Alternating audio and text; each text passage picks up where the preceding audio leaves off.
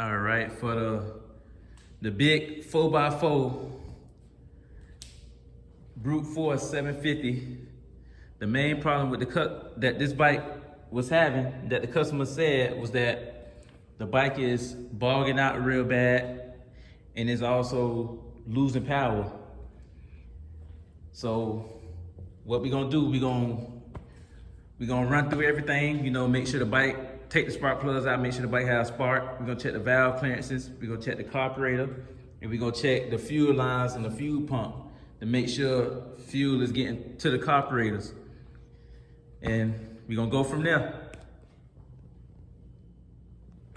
Okay, so the first thing I'm gonna do is take the seat off, you know, start taking all the accessories off so we can get to the, you know, get to the carburetors and get to the spark plug. So we're gonna take this nice Gator seat off that he have on here. Definitely feel like original Gator skin too. It feel like Gator skin. All right, but we're gonna go from there. All right, so I went ahead and pulled the seat off, the gas tank. Well, not the gas tank, I mean the filter, because the air filter is up here. So the next thing we're gonna check, and I got the spark plugs out, so we're gonna check the spark real quick, and we're gonna see if the bike has spark. And after we check the spark, we're gonna take the fuel line off and turn it on and turn it over to see if gas come out of this line. If gas come out of the line, that means the bike is getting gas. That means gas is flowing through good. If it don't come out the line, that means we have a fuel problem. And it could be like a fuel pump or a fuel screen or something like that. So we're gonna turn the key and see if it has spark first, and we're gonna check for the, you know, see if it's getting gas.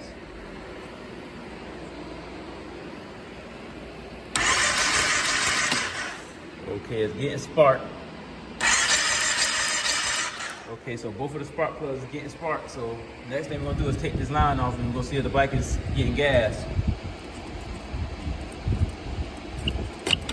Okay, I got that line off. I'm gonna see if gas come out of this hose when I turn the motor over.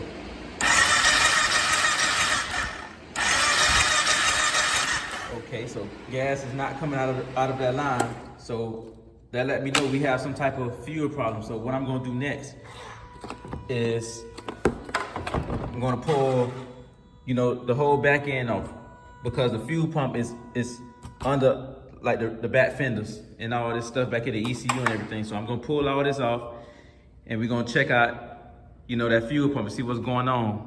Then we're gonna go from there. All right, y'all, so I went ahead and pulled that, you know, the back fenders off and stuff like that. So what I'm gonna do, I'm gonna pull this line off. As you can see, this is the on and off, you know, fuel switch. So I'm gonna pull this line off and we're gonna see if the gas flow. Okay. As you can see, is no gas coming out. No gas coming out. So something is definitely clogged inside of this gas petcock. So I'm just gonna pull it out and we're gonna see how it's looking, you know, how the filter and stuff look. But if anything, he might need to order a brand new fuel petcock, you know, and fuel system. But I'm gonna pull that out, then we're gonna go from there. All right, y'all, so I went ahead and pulled the gas petcock out. And as you can see, this petcock is very corroded. Like, it's definitely like, it had been through some, you know, hard times. But yeah, he might could use another, like a new petcock, because it's not allowing the gas to flow through like it should, you know. But I'm just gonna, you know, take these screws out and just check on the inside of it, and then just blow through and see if I can get some gas to flow through. But other than that, you know, it would be better to get a brand new petcock. All right, so I blowed through, you know, the petcock, and gas is coming through, you know, nice and smooth through the petcock, so it's not clogged. So one thing I noticed is that with this bike, it runs off a vacuum system. You vacuum lines. And what I noticed was that while I'm turning over the engine, the vacuum is not creating no vacuum, which actually sucks the gas. So it sucks the gas, to get gas to the carburetor. So one thing I'm gonna check that could cause that problem is the valves need to be adjusted, because it's not creating enough compression, which is not gonna create vacuum, it to suck. So I'm just gonna, pull the covers off, and I'm gonna check the valve clearance. Then we're gonna go from there. All right, y'all, so I got the valve covers off. And as you can see, this is it has a dual heads on it. So what I'm gonna check first, I'm gonna check the intake valve clearance on both heads first, just to make it more easier. Okay, that one is smooth.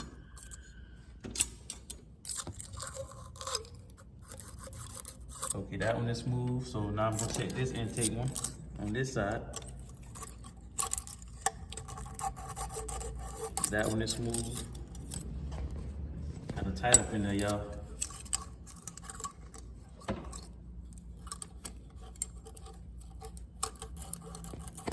Okay, and that one is smooth. All right, so next we're gonna check the intake valve clearances. All right, so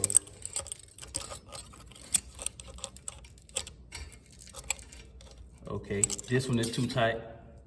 That's too tight. Real tight up in here.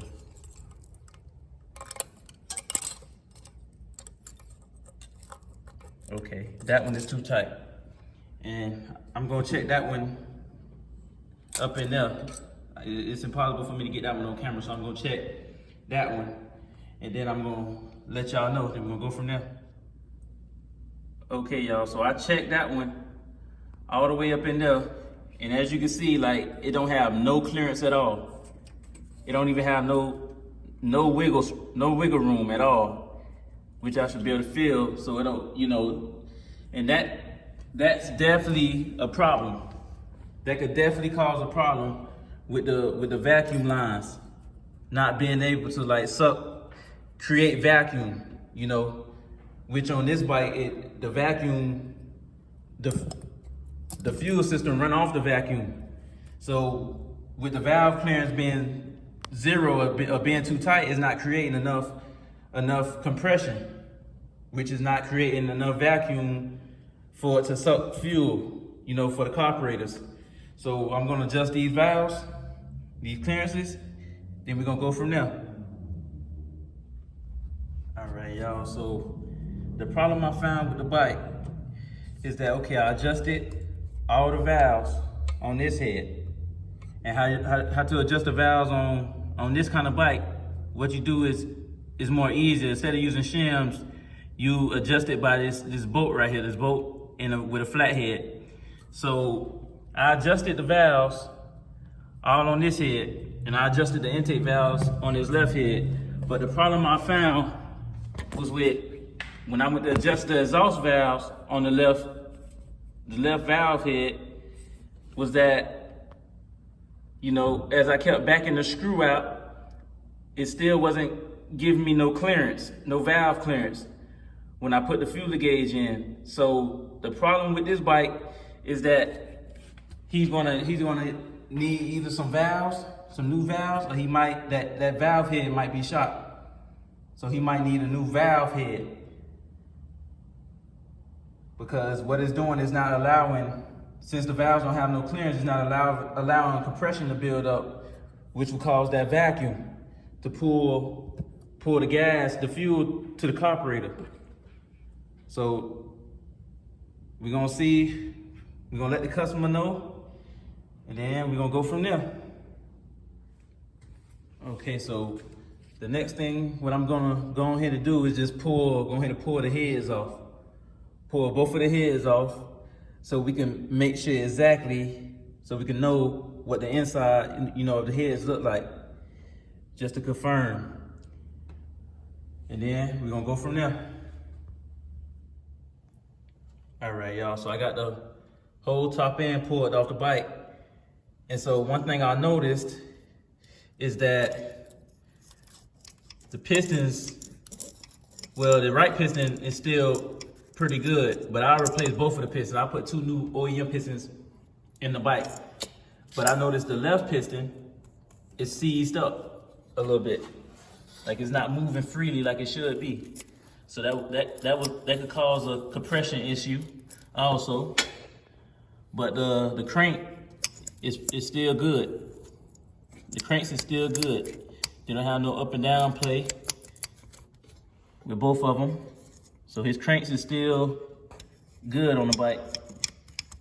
It's mainly, you know, I would definitely change some pistons though, put 2 new OEM pistons in it. But other than that, we're gonna check see how the cylinder heads looking in the valve heads, and then we're gonna go from there. Okay, so with the cylinders look a little dull, so he could definitely use some honing or a new cylinder also. Well, some new cylinders. But with the valve head, well, like I said, this is the left valve head, the one we had the problem with. So as you can see, his valves, the intake valves, definitely the seats are worn out. The intake valves is definitely worn out, which could cause a compression loss also. But the exhaust valves still look pretty good, actually. You know, so he could definitely use some valves or a new valve head. Okay, and with the right head, yeah, the right head, the valve's worn out also. Yeah, the valves is worn out on both of the heads, Dan. Cause this one, the seat is kind of worn out on this one. Because if you look at that left one, the left valve right here, the lips stick out more than that right one, and that's not good. That goes to show that the seats are worn out. The valves is worn out around the seats. And that could cause a compression issue. Loss of compression, where the bike is acting funny, you know, cause the bike to act funny. So he mainly have a valve issue. So what I would do, we'll pretty much have to do a top end rebuild and maybe some new valves, or if you want to get some new valve heads with the valves already with good seats. Okay, so overall, what I'll say the bike definitely needs is a new fuel sender unit. He'll need a new Petcock, definitely. New OEM pistons. Either hone the cylinders or get good used cylinders or brand new cylinders, and definitely new valves or good used valve heads with some fresh like valve seats. And yeah, and a brand new battery also. Before I forget that, a brand new battery also.